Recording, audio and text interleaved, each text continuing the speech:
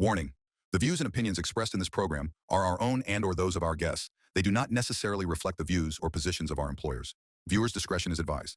It will impact what we do as SBA lenders, to make that clear. So, pop quiz, hotshot. The SBA was created for one reason and one reason only. Does anybody on this panel know what that reason was for? If a billionaire takes away the small business program, essentially what he's doing is looking at you from the helicopter and pulling the ladder up while you are in the water, okay? All right, the guy made an electric pickup truck that's kind of ugly. Strike one. Has that awkward Roman salute on stage. Not feeling that. Now you're putting my livelihood in jeopardy. I don't know, man. Three Roman strikes, you're salute. out anywhere else. I'm just being honest with you.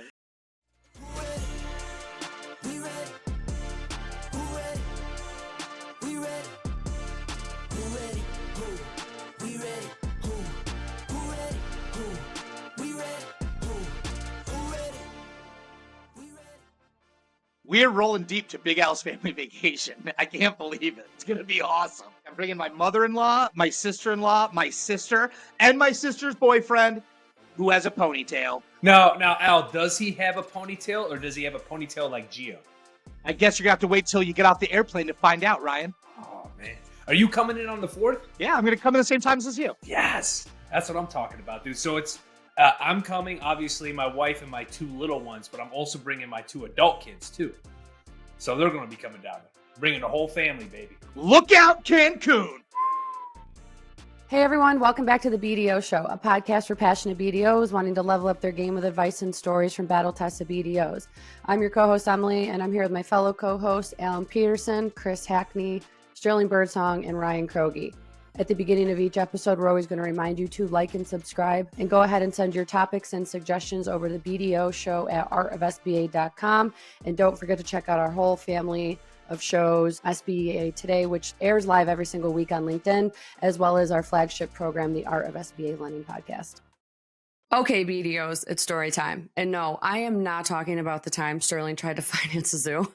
You'll have to go back to episode 3 for that. I'm talking about the story that your borrower has in their head, and they may need that extra boost to finally get it onto paper.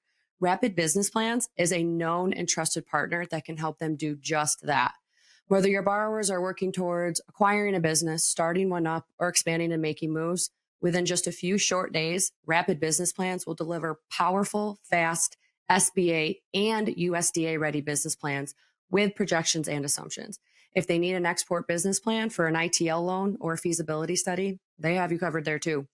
We know this process is not a walk in the park, or should I say zoo. Let the Rapid Business Plans team take some of the wild out of the process so that your borrower's vision and passions can come to life. For more information or to get acquainted, email Bethany McClellan at bethany@rapidbusinessplans.com or click the link in the show notes.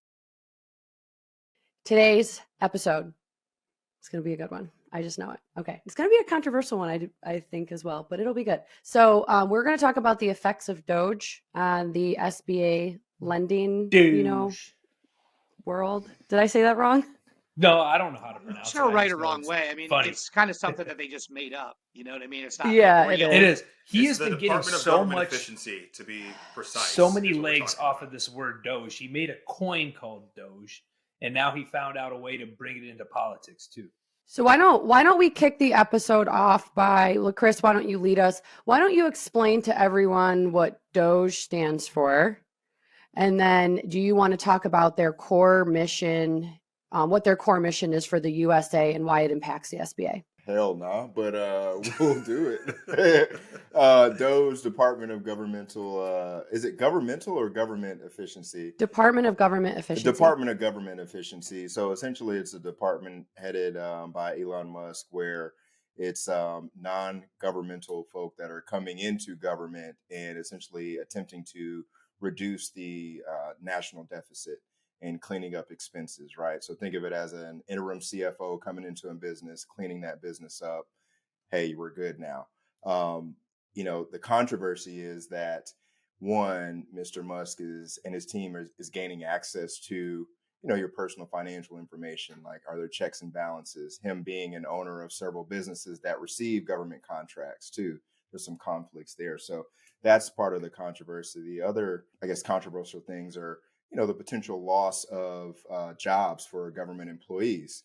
As with any company, any business, any operation, if you identify employees who probably, you could use some technology or other efficiencies to do that role, you tend to make staffing decisions, which are tough. And I think they're taking that approach too. But the challenge with government is there's a lot of government employees and they're all concentrated in that DC, Maryland area for the most part. Then there's some remote workers as well too. But when you lay off that many employees at one time, there's a trickle down effect.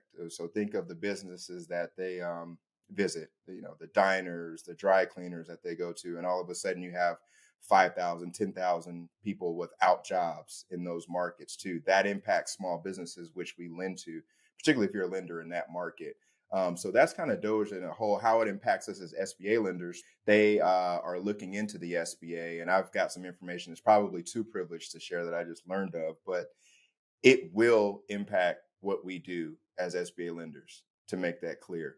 So think about the SOP, think about some of the fee waivers on smaller loans, think about some of the adjacent agencies within the SBA.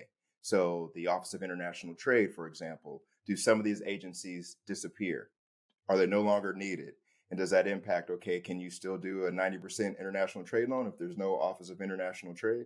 Not saying it's going to happen, but those are the things that DOGE can influence and impact what we do as well. So, and I think the challenge for the SBA is they have made their own loans, which are EIDL and PPP. Well, we made PPP, but EIDL loans, and those just did not perform. A lot of fraud, a lot of defaults, a lot of charge-offs. Those are being conflated with what we do as 7A lenders in the private sector. We make good loans for the most part, all of us, right? There's some bad actors out there. I'm not going to say it's 100% across the board, but when you combine the two, it's an amalgamation of, okay, well, all SBA loans are bad loans, or it's the shady business administration, as he's dubbed it. He shared on the internet that 8% repayment rate, right? And that's the thing that really kind of turned my gears. It's kind of like, all right, the guy made an electric pickup truck that's kind of ugly. Strike one. Has that awkward Roman salute on stage. Not feeling that.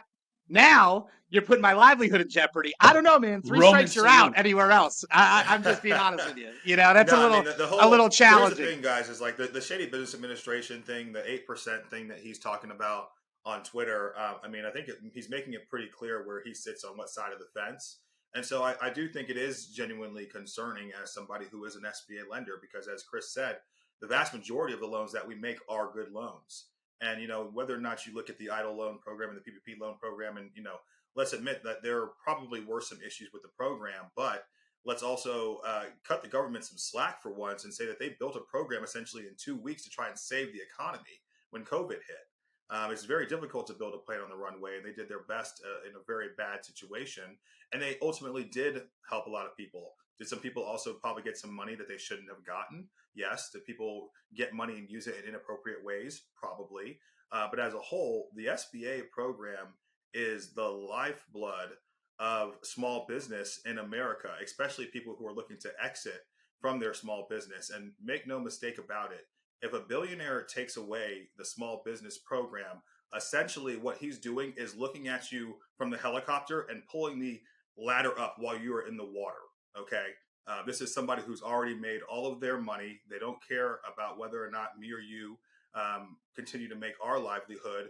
And also looking at you, small business owner, they do not care about you either if they're taking away this program. Guess what? You are still treading water if you are a small business, if you're a young entrepreneur. And somebody who lives essentially in an ivory tower, who is essentially invincible and untouchable financially, should not be making decisions about what impacts you as a small business owner. That's my 2 cents. This has happened before under Ronald Reagan. There were some potential, ideas about, do you shutter the SBA? Do you combine it with another agency?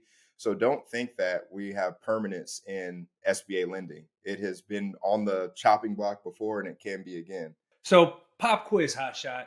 The SBA was created for one reason and one reason only. Does anybody on this panel know what that reason was for? I don't need to prove myself to you. I know it. I know it. Let's hear from the other guys. Seriously, let's hear from the only person who's old enough to remember when it was invented. Yeah. Yeah, it was invented. Well, it was put together in the 50s, but it was the one purpose of it was job creation and job retention. That was the purpose. And by creating that Small Business Administration, they were able to utilize this by giving banks more access, by giving business owners more access to capital through banks by a government guaranteed program. Now that's Right? the spirit of the program, baby. That is Spirit the of the spirit of program. the program. Job creation and job retention. All right. And this is what I was afraid of. I said this just on the last week's podcast episode, is that I was afraid that with the loosening of a lot of these rules, a lot of these regulations that were causing a lot of lenders and a lot of borrowers to misuse the SBA program by finding these loopholes and finding ways to skirt the program with no money down or not really having operators on that are bootstrapped in the business on a daily basis was going to cause some issues. And it's a perfect timing for this DOGE, which I think is don't offer any glizzies to Elon. Go figure whatever that means. But he's going to come in and he's going to take a look at all these regulations. He's going to take a look at all these new changes in the SOP, and it's going to just give him an excuse or give whomever the excuse that he hires to go in there to start cutting it back and get another knee-jerk reaction to pull the program back to post 2010 to where everything was really tightly regulated. You had to count every penny for equity over the last 3 to 4 months. You had to really look at money being put down. You had to look at the operations. You had to ensure that the business owner was in there post-closing operating the business. I mean, there were so many tight regulations because when the recession hit, so many businesses lost their shirts and it caused the SBA to take some big losses. Now, the SBA is a very profitable program. The Small Business Administration, as a government agency, makes money. It's a money generator. It's one of the only government programs that can be self-sufficient based off of the guarantee fees, the servicing fees, and the repayments of the program for their benefit, for the small business benefit. I cannot see any Department of Oversight, any audit completely nixing the Small Business Administration. I just don't see that whatsoever.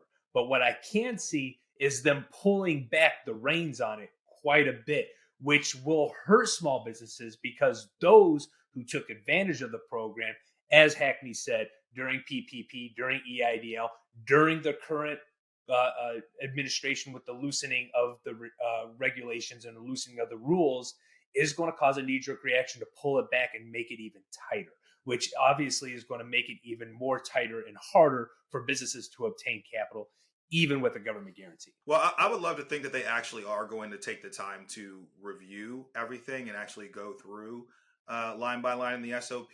But what I've seen thus far that's been put out there in the public, they haven't done much reviewing, and they're making some pretty sweeping statements. And they're doing that obviously to shift public opinion because they obviously know that by shifting public opinion, it's going to make it easier in terms of pushback if they do make slashes and cuts to the program.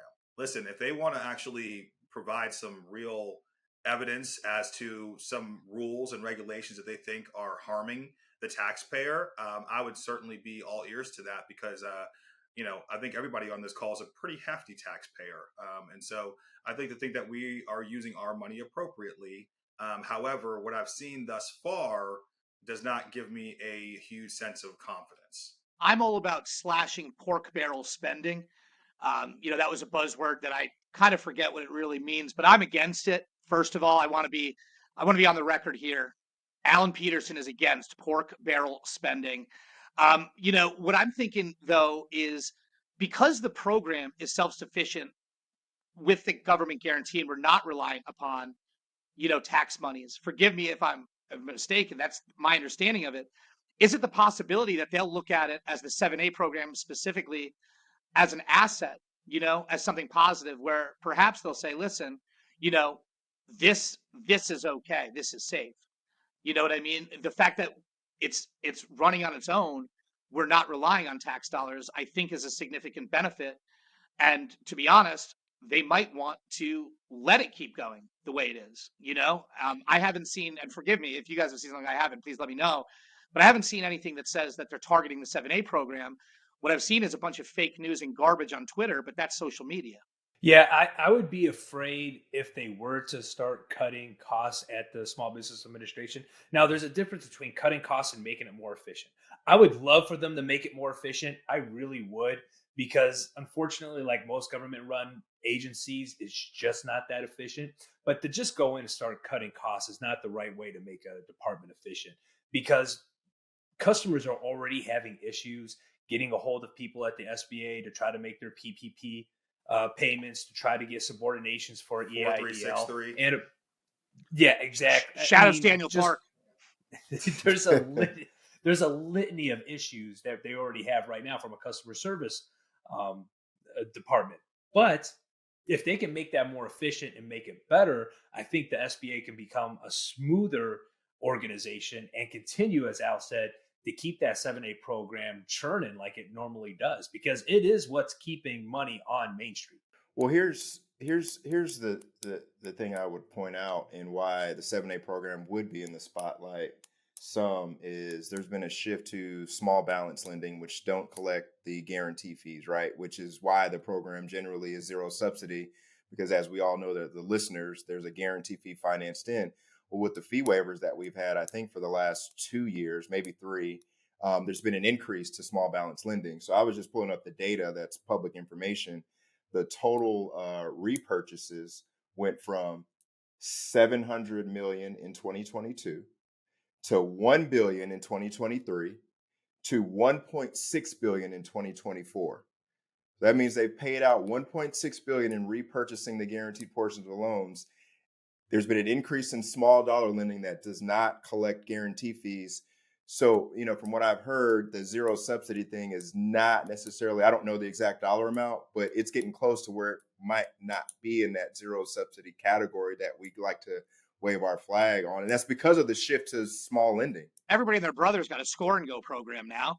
Yeah. And I like that we're talking Right. about politics. Chris, with the pen, you're giving me those Bob Dole vibes you used to. Love Yeah. that. It's, I'm more of a it's Ross something- Perot guy, but I've always been an independent, that's for sure. Yeah, but I mean, I'm telling you, like the score and go stuff is disgusting to me. I think it's really stupid Right. that you're going to do a deal based on a personal FICO and a gross loan amount, right? You're going to do Right. a gross revenue and a credit score is going to give you money. Right. But does that make sense? Like those deals go bad and we're surprised? Yeah, and you've got to put more parameters around it. Like we started with that at Bayfirst, honestly, and it's like, well, that's not a good way to go about lending money, duh. And so Right. you should be adding guardrails beyond that. And eventually you have so many guardrails that you'd be better off just doing debt service coverage. You're underwriting a deal Right. eventually. Yeah, right? it's like, well, why don't we just do Yeah, cash right. flow? And now we're doing Yeah. bank statement analysis. Like, go ahead, Ryan. So I'm going to say something that those who have been in it as long as I have, it's going to be very unpopular. Hey guys, we have a special announcement for anybody involved in M&A transactions. Our partner, Peak Business Valuation, have put together a resource just for BDO Show listeners, and they're giving it away for free. It lists out the rule of thumb formulas, or as Kroge would like to say, the down and dirty, for some of the most common industries that SBA lenders finance. I promise you it's going to come in handy. Kroge's literally still using the one he got from Nagel in 2002. By the way, if you're not thinking about evaluation at the pre-screen phase, you are missing the boat. A lot of BDOs tend to focus on the debt service coverage, and they're missing the valuation completely. That's a rookie move, and it will become a problem. As a consultative BDO, you should have a sense of whether the business is going to value out, and Peak's handy-dandy rule of thumb is here to help. Go to peakbizval.com/BDO show to get yours today. So I'm going to bring up Bank of America. Bank of America was the leader, the top dog for score and go. They were the top SBA lender with a bullet by a long shot for years. And I mean years, up until about 2010 when they got audited. The SBA came in and just ripped apart their small score and go program because of exactly what you guys are talking about. All right. It's just credit score based. There's no analysis. There's no underwriting. They were having high defaults on it. And they're like, you got to get this under control or get rid of it. Now, since 2010, where has Bank of America been on SBA lending? Where? They don't even rank in the top, 40? Anything. They're nowhere to be seen. All right. So it completely cut their program. And then another larger bank started slowly introducing the score and go. They started treating it a little bit differently, though. They started treating it like a credit card portfolio. They started treating it as a relationship bank based type lending, where if you come in with a Pulse articles of incorporation and open up a business checking account, you automatically get approved for $25,000 express line. And now this bank is number one with the bullet for number of loans made. All right. Of course, they won't say by volume, they'll only say it by application. But if you take all those away, they're not even in the top 30 for 7A production. And they are getting away with murder. And they're treating this entire portfolio like a credit card. They're letting defaults go. To me, it's disgusting. I remember when it first came out and they had the idea of going with this, and I didn't think it was going to amount to anything. And now it's created a juggernaut that every other financial institution is trying to mimic and trying to duplicate. And it's just going to be a significant black mark on this program until the program itself stops, being afraid of taking on Goliath and just go to their face and tell them to cut it out. Tell them to be a bank, do responsible lending, be a good fiduciary of your institution's depositors, and quit with all this garbage. And until the SBA gets the steel cojones to do that, it's going to be a black mark on the program for a long time. But they enable it, though. The SBA enables it on the small balance stuff. They do. You could Yes. price it way higher. The secondary market treats it, and that's why it's crack cocaine. When this was rocking and rolling, every bank wanted to get into it. Not every, I'm exaggerating. The fact is there was a ton of folks that wanted to get involved in small balance lending. I know that firsthand as I was approached by quite a few folks that wanted to know, how are you doing it? How does it work? How do we start doing it? How can we do this and sell a bunch of these loans and get them done in 3 weeks, charge prime plus 6 or whatever the max is. And the secondary market responded well because they're paying top dollar on those premiums. The SBA is enabling the behavior, and that's a correction that I believe needs to be addressed. And I would almost pivot there. It's like, Sterling, like what changes do you think that they should make? Because like you said, I agree with you that I'm hopeful that they'll really take a consideration about the big picture, and kind of do what's right to hopefully enhance and protect the program rather than just slash it. But I mean, what are some action items that you might see? So I would say, first of all, I would bring back the guarantee fee on small loans. I don't see any reason why a loan up to $1 million should have no guarantee fee. I think that every dollar that's lent through the SBA program should have a guarantee fee approach attached to it. Personally, even though the small 150s and below, it can certainly be like it was before, where it starts to ratchet up as you get into the higher dollar amounts. I think that's a fair way to do it with that sliding scale. But I definitely think that there needs to be something that pays into the coffer of the SBA, because ultimately we do want to keep this a zero subsidy program.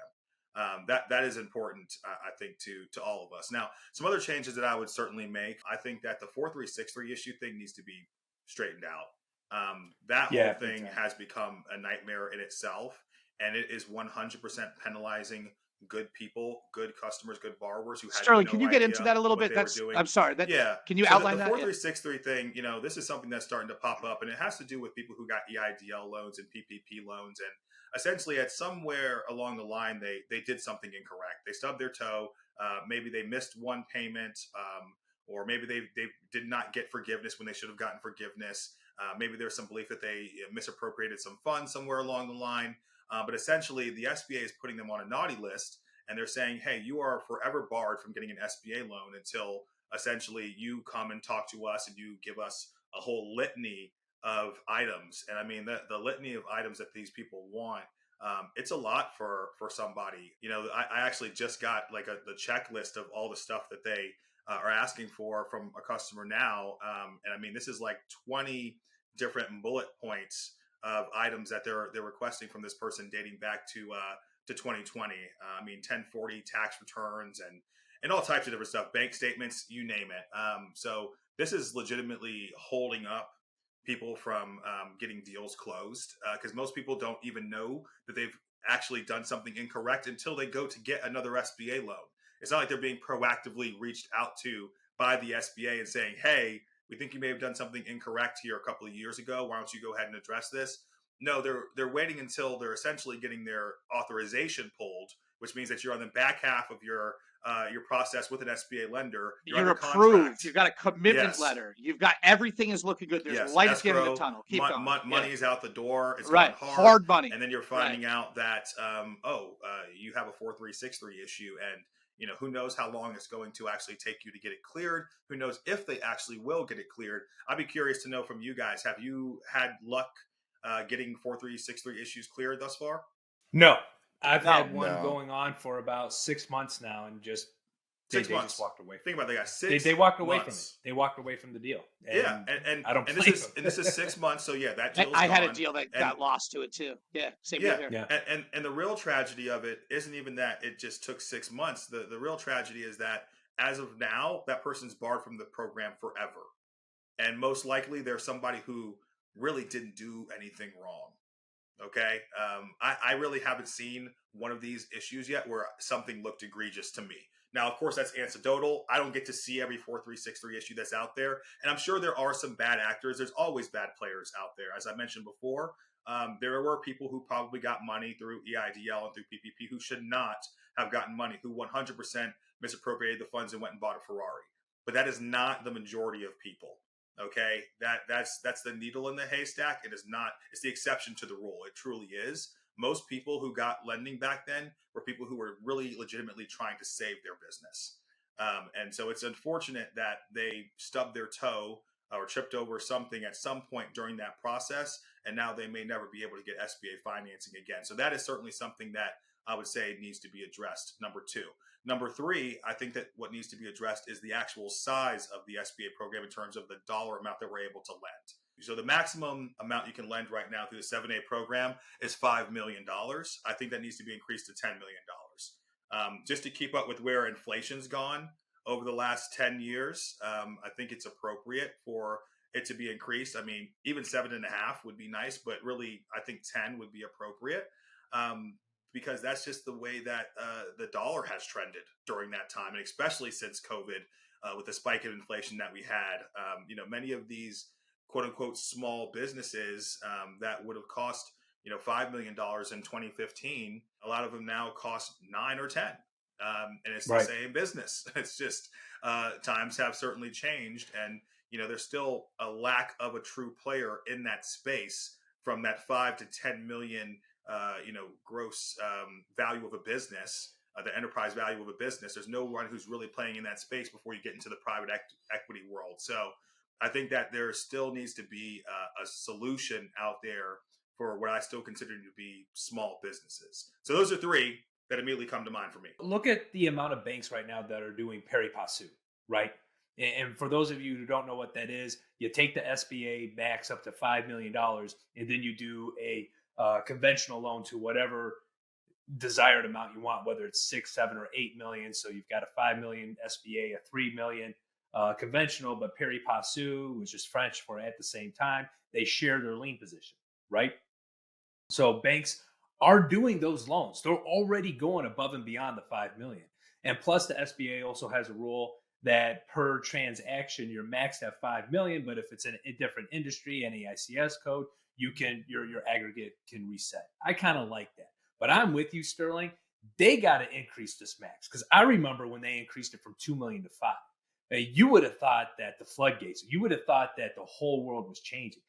Everyone I knew who was doing SBA was like $5 million. There's no way we're going to be doing $5 million loans. There is not a chance that my committee will approve a $5 million SBA loan. Now, especially if you're living out on the West Coast, like California or in Texas or Arizona, 5 million is like your average. That's the norm, because that's how much businesses cost out there. That's how much it is if you buy a business and the real estate. You're easily going to be bumping up against that $5 million max. So having it increased, Sterling, I'm with you. I'm big on that. I also like bringing back the guarantee on all those smaller loans, because that'll pump the brakes on some of these score and go shops that are just trying to earn a buck.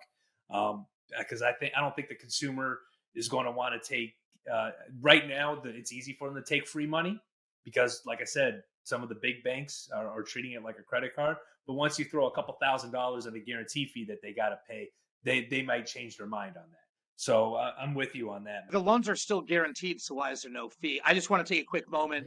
Obviously, it's no secret that I'm a big credit guy, right? So I just want to thank you guys. I agree with everything here. A couple quick fact checks. Pari passu is a Latin phrase. It's not French, and it actually means on equal footing. The other item that we forgot, Sterling in point 2, talking about I'm sorry, I was thinking codes. of menage a trois. On the error codes, when we talked about people that got hurt, you forgot to mention Daniel Park's, coincidentally, pari passu loan that he just dealt with that. Shout out to Daniel Park, the OG on the West Coast, doing his thing. Holler at your boy. We love Daniel Park. I need to brush up on my Latin. You got like 2 master's degrees. You know I'm just teasing you. But anyway, the other thing that I'm hearing, I think we all agree with to a point, is the credit guy in me is excited, right? Because it sounds like we're saying on even the smaller stuff, a little more prudent lending. Let's make sure that we don't have so much fun at this party that we destroy something that we all love. That's imperative for small businesses in America. That's why you never wrestle with a pig, because you're going to end up in the mud and the pig's going to like it. That's what I always say, at least. I would say a couple of things to add. So one, I actually on Monday I was just checking my email. I got an email from a congressperson in their office to actually, this guy. Yeah, we're close, but to comment on an increase to SBA funding, disaster, and they're going to lump in 7A with that. So the bill's already drafted. They're getting comments from large SBA lenders around the nation. Of course, you need that support when you submit a bill. So that is in the works, and it has been. Probably for a year, I've been having conversations with the SBA and politicians about that. And this is the first time I've actually seen a draft bill and asked to comment on it. I'm not writing it; our marketing team is writing it because whatever. But so that's in the works. On the guarantee fees, I was just doing the quick math. There's about, I think it's under 500,000 or sub 500,000. It's $9 billion that was funded in the fiscal year 2024. If you added in a 2% guarantee fee and assume like an 80% guarantee between the blend of those 75 and 85, that would be like $150 million in additional funding to the program that they're not collecting right now. So I only did it up to $500,000, right? You can go up to $1 million and kind of break that out for yourself. But that would cover a significant amount of loss. No comment. Let that breathe. Listen, they should go.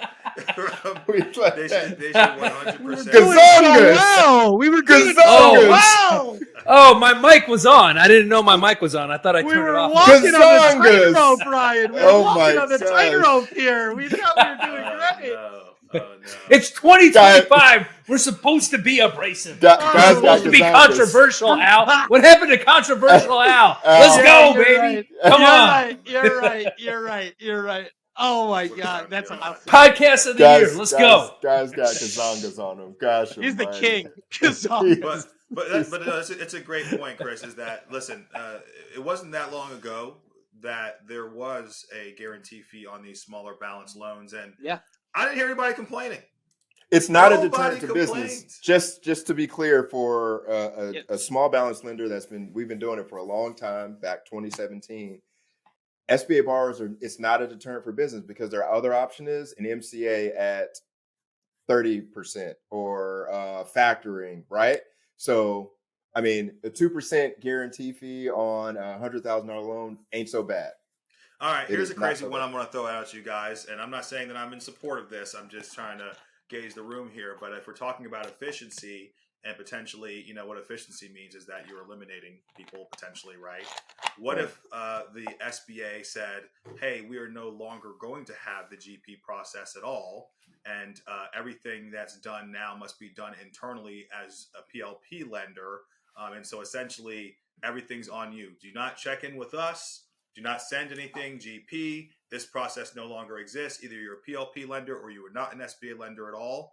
What are your thoughts on that? Nah, I don't know. Because if you're new to the program, I don't like that either. You got to do your what is it? Is it like you got to do 5 bad scored loans to get your PLP and your ops and races? I think it's well, obviously they'd have to change that, right? So you'd have to apply probably to the SBA for your PLP license. They'd have to come up with their own parameters for whether or not they feel like you are a prudent lender or a reputable lending institution, and then they basically say, have at it. you're now a PLP lender, but we're actually going to shift this manpower towards potentially fighting you on the back end when you ask for your guarantee, because now we're just going to make sure you did it the right way in the first place. But I think that's a good reason to have GP, because there are those situations where you have a transaction that you know it's a good transaction, you know should be doing it, but it's just following within that gray area of the SOP, right? Where it could be interpreted one way, it could be interpreted the other. And we all know we've emailed 7-8 questions and we get a mixed response depending on who we get some mixed reviews over there. Yeah. So mixed You reviews. guys So got you've mixed got to reviews. have that opportunity to send a GP to protect your guarantee, so that when it does go bad, not when it goes bad, if it goes bad, you know, the SBA can't fight you on it because they approved it. Yeah. So, you know, you got to be able to protect your guarantee one way or another. Can't put it all on the banks. You guys kept talking about efficiencies, and I was curious, like what we know so far with DOGE and like what they're doing or the idea of what they're supposed to be doing. Do you guys think that there are efficiencies that they can find within the SBA? And if so, I was just curious if you had some examples. No one is going to claim that the government is too efficient. Okay, I don't think anyone's ever said that the government is overly efficient. Half the stuff the government does is outsourced to somebody else anyways. They don't even do it themselves. They just stroke the check. So I do think that the idea of DOGE is a good thing. I do think that government should be looked at. It should be audited. It should be examined. And perhaps maybe it even should be done by somebody who is not from inside the government. You know, a true third-party reflection. Like we as a bank, we have audits, right? And when we have audits, we don't have our credit team audit the credit team. We have somebody who's a third party come in from a CPA firm or whoever, and they say, hey, you know, we're going to audit these files and you need to provide these. And they really poke holes in things. And so I do think that there's certainly a lot of bloat in the government. There's certainly some room to trim the fat. But I do think that there's a way to go about it. I think you need to be surgical. This needs to be done with the scalpel, not with a hacksaw. So we need to be a little bit mindful of exactly the way that they go about doing it, in my opinion. And so thus far, what I've seen, it seems a little bit more like bully tactics at time is the best way that I can put that. And I understand that maybe sometimes it feels like a bull in the china shop is the best way to get things done. But I do hope that there's a eyesight towards the potential repercussions and the ripple effects that could come from some of these changes that maybe are just unforeseen 5, 10, 15 years in the future. So that's my thoughts on it. Well, we definitely need to have somebody come in and cut the fat. We definitely need, the government spends way too much of our taxpayer money, and it needs to be cut back. It needs to be more efficient. But as much as I like him, you can't have a character like Elon Musk out there tweeting crazy stuff. You know, that just incites the general public. That just gets people all up in arms. It gets the media in a frenzy. And I know he does it for reactions. You know, he does it for reactions. He does it for clicks, for shares, for whatever they do on Twitter or X or whatever the heck it's called now. I'm never on there. But you got to have somebody that's a little bit more professional over it to be a sounding board, to actually give the department credence, and not somebody who's legitimately a cartoon character. Well, the issue is that he has no issue like knowingly lying, right? And he'll do Right. it to And he said it. He said Yeah, he he said lies. it. Yes, she's like, oh, I'm not always going to be right. Yeah. Well, don't say outlandish things. Yeah, and Right. he knows he's not right. Doesn't when he give says it, but he'll credibility. tweet it to 217 million followers on Right. Twitter, and then he'll deal with the repercussions afterwards, if there are repercussions. Let's admit it, there's no repercussions for a person who's worth $400 billion. Yeah, Not in this especially society. on his own Don't forget, he owns the platform. You could always take your Yeah. belt off in your own house. Yeah. At least my It's dad just- said. But it just kind of, it kind of saddens me because we're coming on a time where, us as SBA lenders, we were like cool, like coming off PPP and the search community. Wait, and- we're cool. We still are cool, man. Well, I mean, when you say We're shady still business hip. administration now, it's like, oh, you're an SBA lender. I saw Elon tweet that. We were riding a nice wave there too. So I hope that doesn't change. Oh, I thought he meant like Slim Shady. I thought it was a good thing. Possibly. covered There's some They merch. covered this. There's some merch coming out. They Yeah. had a good experience on this on Tuesday. I don't know if you guys caught SBA today, but they kind of dove into this. I don't too. have cable. So, yeah, anybody listening, make sure to check that out as well. They covered that and got more into kind of the nuances of it. I know for one thing, when I saw the Shady Business Administration tweet that said they've only have an 8%, repayment rate total, that screenshot made its way into many a group text that I'm party to, right? So Many group text. Well, not just from my other, lender friends, but other folks like, brokers. Sergio Sergio Marzatelli. Yeah. He hit me up about it. Well, I mean, that stat could have just been too subjective. Maybe instead of putting that 8% repayment into the number one abs lender, maybe take it across the whole entire platform, and it'll probably be more closer to 96%, 97%. You know where I get my information, guys, when it comes to SBA? Lumos. By the way, are you sick of getting your concentrated data on the government guaranteed lending program from your brother-in-law or perhaps a technocrat? I go to Lumos. Make sure that you reach out to Brett Keynes at lumos.com. Did you make that up on the fly? That was dope. I'm also on a 72-hour fast. Where do you come up with this stuff, Al? I swear I think Al thinks of this stuff in the shower, but it just sounds like it just rolls off his tongue. At Technocrat off the dome is pretty impressive. Here we go. We were doing so well. Anyway, we were doing so well. That was a great episode. I think we finally got a little bit back. Now we're back. Yeah, we're that so liquidity back. episode, I was concerned. We're getting dropped. Yeah, it was getting a little bit too dry. Yeah. All right, everybody, great episode. Love weighing in on hot topics, current events. It's always great. Everybody, thank you for being with us again on the BDO Show. If you have any other topics you want to hear or suggestions, send those to TheBDOShow@artofsba.com, and we will see you next time.